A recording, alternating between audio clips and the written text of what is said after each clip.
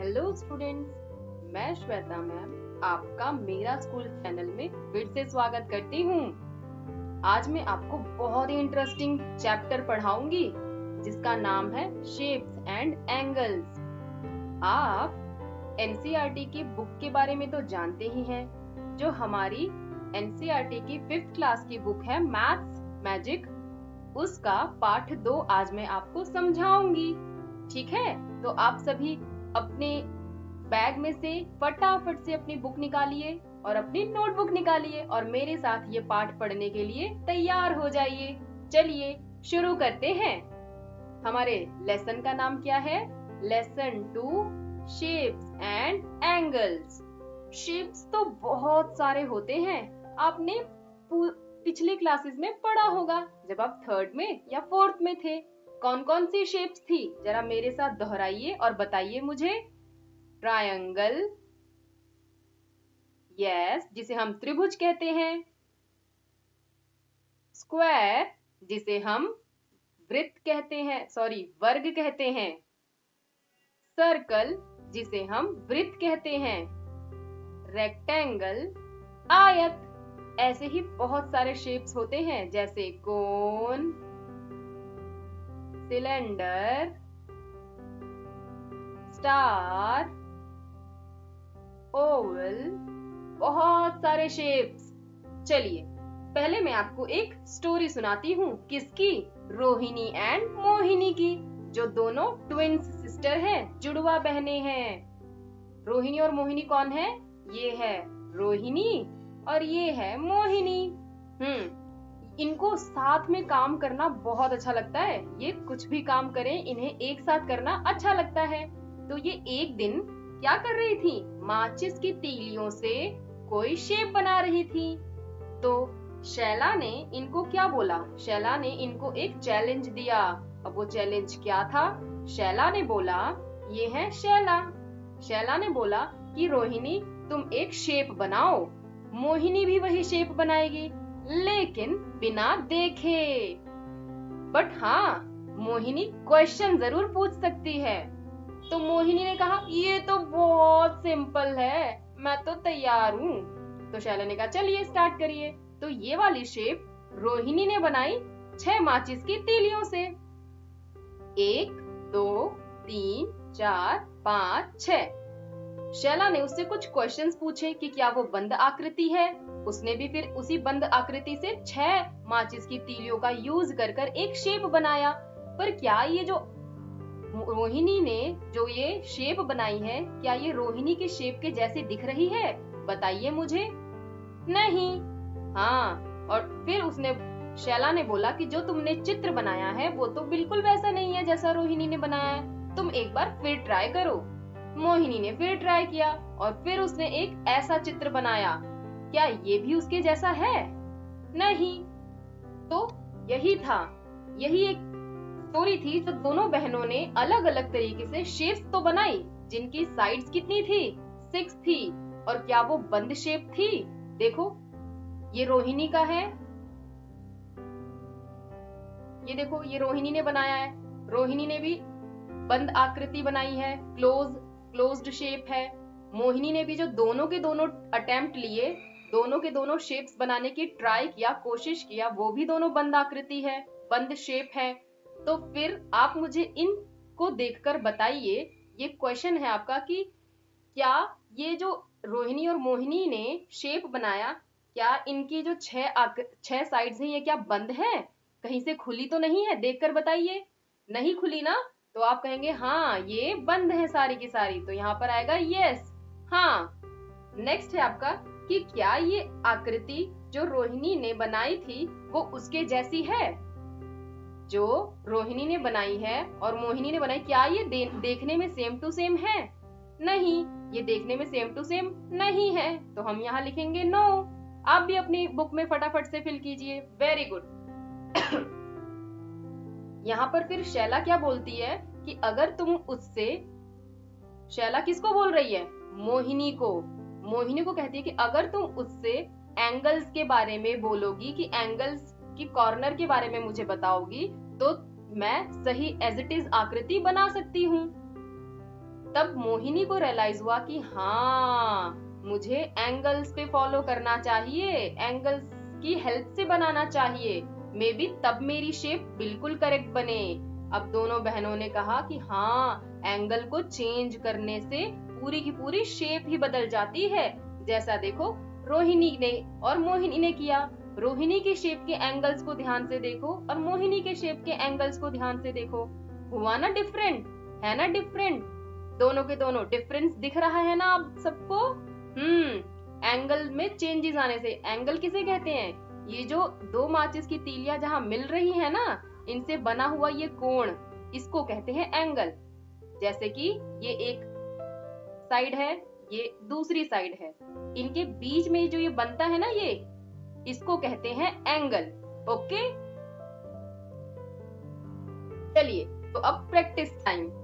यहाँ पर लिखा हुआ है कि आपको ये शेप देखनी है ध्यान से। देखिए इस शेप को फटाफट से और बताइए मुझे इस शेप में कि जो ब्लैक कलर वाला है वो बिगेस्ट एंगल बना रहा है। इसमें से ध्यान से देखो और बताओ कौन सा एंगल बिगेस्ट है। तो जो ब्लैक कलर वाला है वो बिगेस्ट एंगल बना रहा है। ठीक है, तो यहाँ पर क्या आएगा आंसर आपका? Black. Very good. Next question है आपका, ये नीचे दिए हुए चित्र को ध्यान से देखिए। अच्छा, पहले आप इसको देखिए और इसको देखो, ये दोनों देखने में सेम टू सेम से लग रहे हैं ना? लग तो सेम टू सेम रहे हैं, बिल्कुल टू कॉपी, लेकिन ये छोटा है और ये बड़ा। और इनमें जो माचिस की तीलियां यूज हुई हैं वो भी सेम है। देखो 1 2 3 4 5, यहाँ भी सेम उतनी ही है, 1 2 3 4 5।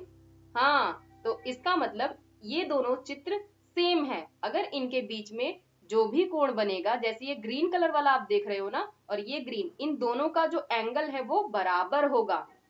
यहाँ पे क्या बोला हुआ है कि जो येलो कलर से मार्क है, येलो कलर वाला एंगल है, क्या वो इक्वल है? तो आप लिखेंगे यस, ये इक्वल है। नेक्स्ट है कि क्या ग्रीन कलर वाला इक्वल है? तो हाँ, ये भी इक्वल है। अच्छा, अब इसने बोला कि जो ब्लू कलर से बना हुआ है एंगल, क्या वो इक्वल है? तो इसमें हम पहले साइड्स देख लेते हैं कि ये साइड और ये साइड कितनी है। स्टार्ट करते हैं, 1 2 3 4 5 6 7 एंड 8।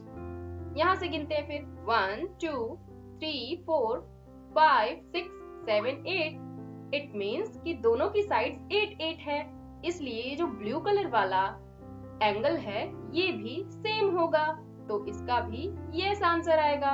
Very good. आप भी अपनी नोटबुक में फटाफट फिल कीजिए। बहुत अच्छे बच्चे हैं आप सभी, जल्दी जल्दी सीखते हैं। चलिए नेक्स्ट है हमारा, यहाँ पर बोला हुआ है कि अगर हम माचिस की तीलियों को बढ़ाएंगे एक एक करके तो हमारे जो शेप है वो डिफरेंट डिफरेंट बदलते जाएंगे और उनकी जो बीच की कोण है वो भी चेंज होते जाएंगे। शेप तो बदलेगी ही बदलेगी और कोण भी बदलते जाएंगे, एंगल्स में भी चेंजेस आएंगे।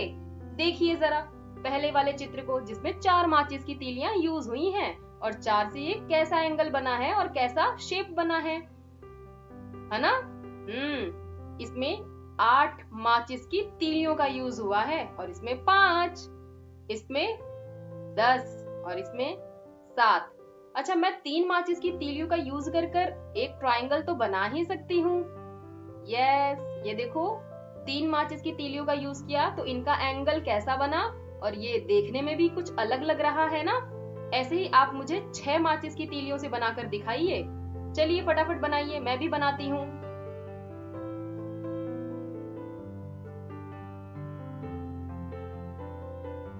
देखो मैंने बना लिया, आप भी ऐसे ही बनाइएगा। चलिए आगे चलते हैं। आगे है एंगल का टेस्टर। एंगल को नापने के लिए रोहिणी ने एक टेस्टर बनाया। और वो टेस्टर कैसे बनाया ये मैं आपको एक्टिविटी क्लास में जरूर बताऊंगी। पर ये टेस्टर कैसा है देखो ध्यान से। ये 2 कागज की पट्टियों को एक पिन से जोड़ा हुआ है जिसको हम किसी भी आकार में ले सकते हैं। जैसे रोहिणी के हाथ में है, वो अपनी मैथ्स की बुक को और पेंसिल बॉक्स को मेजर कर रही है, नाप रही है। किसकी हेल्प से? एंगल टेस्टर की हेल्प से। और ये बी क्या कह रही है कि this is a right angle. जो इसके हाथ में एल टाइप का दिख रहा है आपको टेस्टर, इस एंगल को हम राइट एंगल के नाम से जानते हैं। जब भी कोई एंगल बिल्कुल ही ऐसे बिल्कुल सीधी में हो और 90 डिग्री का एंगल बनाए, इसको हम कहते हैं राइट एंगल। आप समझे? जैसे ये बी के हाथ में दिख रहा है, ये बी क्या कर रही है? कह रही है ना कि मेरे पास जो एल शेप में आपको एंगल टेस्टर दिख रहा है उसको हम राइट एंगल कहते हैं।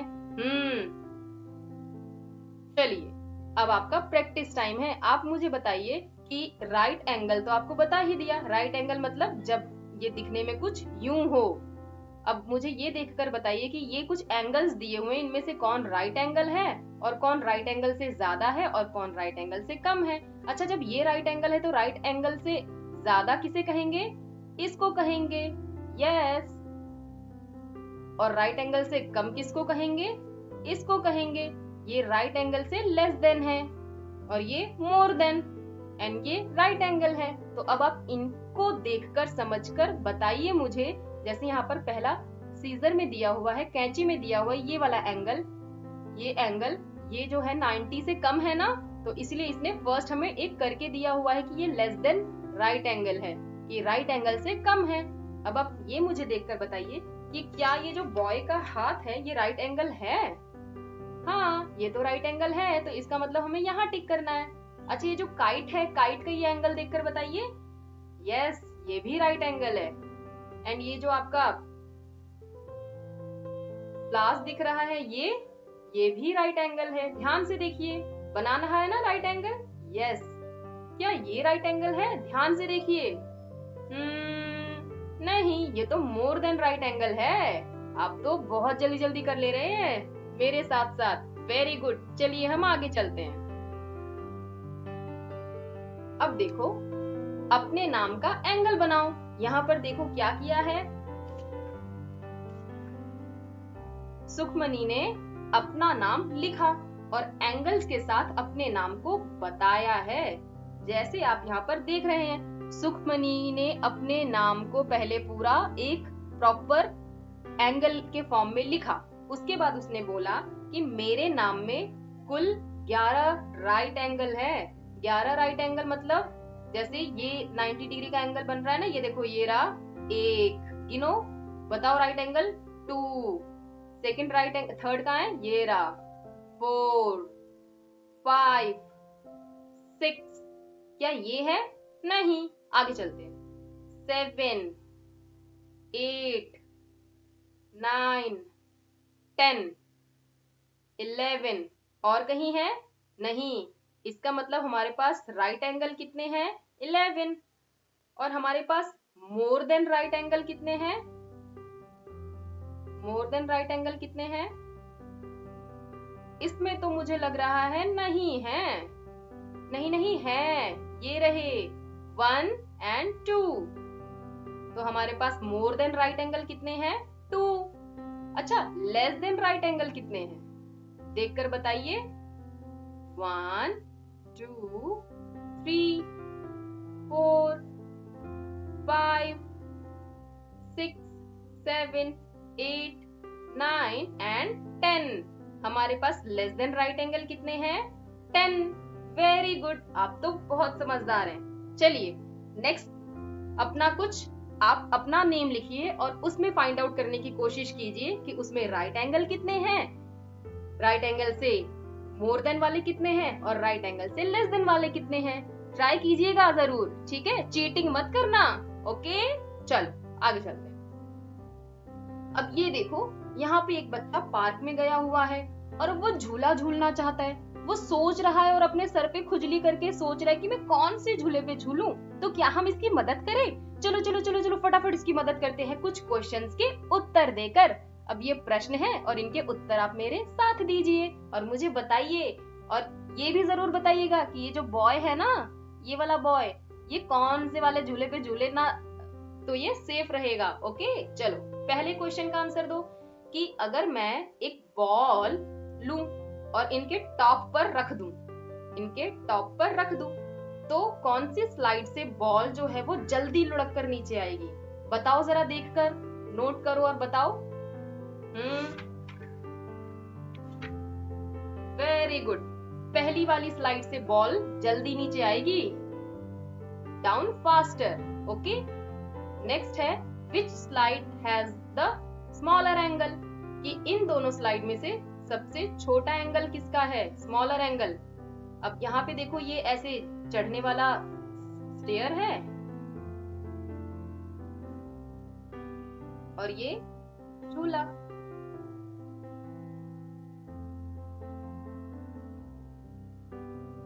अब आप मुझे बताओ कि इसका एंगल स्मॉलर है या इसका एंगल स्मॉलर है, इसका।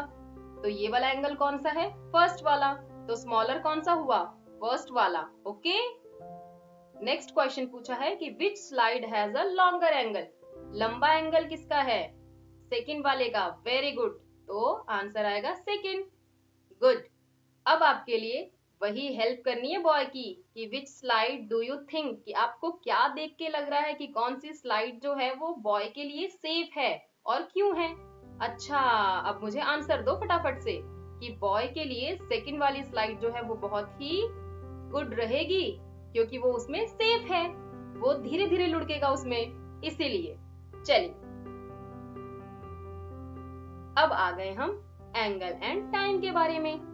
आप सभी के घर में घड़ी तो जरूर होगी, दीवार पर लगी रहती है ना, जो टिक टिक टिक टिक टिक टिक और टाइम बताती है आप सभी को। हाँ, तो इन घड़ियों के बारे में जरा देखते हैं ये दोनों बच्चे क्या बातें कर रहे हैं। जीनत कह रही है कि तुम्हारी घड़ी में अंक तो है ही नहीं। ये देखो, ये है किसकी घड़ी, ये किसकी घड़ी है बताओ, ये जीनत के फ्रेंड की घड़ी है। जो क्या कह रही है जीनत, ये जीनत है और जीनत कह रही है अपनी फ्रेंड को कि तुम्हारी घड़ी में तो अंक है ही नहीं, तो तुम इसको कैसे पढ़ पाती हो, रीड कैसे कर पाती हो टाइम को, कि टाइम कितना हो रहा है। तो ये कह रही है मैं तो केवल कोण देखती हूँ, एंगल देखती हूँ, और जब दोनों सुइयों का एंगल राइट एंगल होता है तो मैं समझ जाती हूँ कि ये 9 बजा रही है। बिना नंबरों के बाद भी ये राइट एंगल की हेल्प से क्या बताती है, टाइम बताती है। क्या आप भी बता सकते हैं, बताइए फटाफट से कि क्या आप भी बिना नंबरों की हेल्प के सिर्फ कोण देखकर टाइम बता सकते हैं। सोचो सोचो सोचो। चलो, अगर बता सकते हो तो मेरी हेल्प करो इन 3 क्लॉक्स में टाइम बताने के लिए। इनमें क्या बोला हुआ है, इसमें बोला हुआ है कि समकोण बनाना है आपको। क्या बनाना है, 90 डिग्री का एंगल बनाना है, राइट एंगल बनाना है। किसकी हेल्प लेकर, जो घड़ी में हैंड्स होते हैं ना, निडल्स, सुइयां होती हैं घड़ी में, हैंड्स होते हैं, उनकी हेल्प से आपको राइट एंगल बनाना है। तो चलो अब मुझे बताओ कि राइट एंगल कैसे बनता है। हमारी घड़ी में जब 3 o'clock होते हैं, 3 बजते हैं, तब राइट एंगल होता है। और कब होता है, जब 9 बजते हैं। और कब होता है, जब 6:15 होते हैं। वेरी गुड, आप सभी ड्रॉ कीजिए फटाफट से और टाइम जरूर लिखिएगा यहाँ पे। 3 o'clock, 9 o'clock and 6:15। Very good. चलिए नेक्स्ट चलते हैं। नेक्स्ट भी आपको ऐसे ही कुछ एक्टिविटी दी हुई है कि आप टाइम देखिए और मुझे बताइए कि ये कितना टाइम शो कर रहा है। जरा फर्स्ट वाली घड़ी को देखो और बताओ कितना बज रहा है। छोटी वाली सुई तो 7 पर है एंड लॉन्ग हैंड किस पर है, 5 पर। तो कितना टाइम हुआ, 7:25। Very good, 7:25। नेक्स्ट सेकंड में कितना हो रहा है, 9:25। Very good. थर्ड में हो रहा है 8:15 एंड फोर्थ में 10 o'clock। Very good. चलिए लास्ट है, आपको देखकर बताना है, फटाफट बताइए। 9:10, 9:10। चलो अब आप इनमें क्या करना है, आपको ड्रॉ करना है हैंड्स को, किसमें, इन क्लॉक्स में, और कौन सा एंगल बनाना है, जो लेस देन राइट एंगल हो, जो लेस देन राइट एंगल हो। तो अच्छा मुझे एक बात बताओ, लेस देन राइट एंगल का मतलब तो ये होता है ना कि जो राइट एंगल ना हो। लेस देन राइट एंगल हो। तो ऐसा कब बनेगा? जब मेरी एक सुई 3 पर और दूसरी 1 पर होगी तो राइट एंगल होगा। 3:05। नेक्स्ट बताओ आप मुझे। मैं 10 बजाती हूँ। देखो ये भी हो गया ना लेस देन राइट एंगल। अच्छा ये वाला ना आप खुद से कीजिएगा, ये आपके लिए होमवर्क है, अपनी बुक में ड्रॉ कीजिए। चलिए मैं नेक्स्ट चलती हूँ। नेक्स्ट है हमारा एंगल्स विद योगा। अच्छा आपकी लाइफ में जो एंगल्स है ना, जो कोण है ना, वो हर जगह होते हैं। आपको बस ये धीरे धीरे जैसे ही आप बड़ी क्लासेस में जाएंगे आपको इससे जुड़े हुए बहुत सारे सम्स सॉल्व करने के लिए मिलेंगे।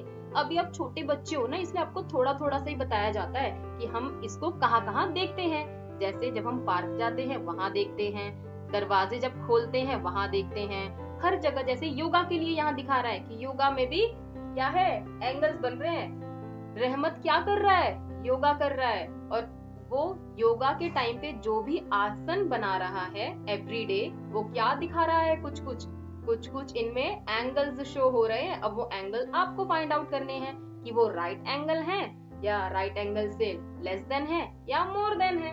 तो जरा देखिए और मेरी हेल्प कीजिए। ये कौन सा एंगल है? ये है राइट एंगल। वेरी गुड, ये राइट एंगल है।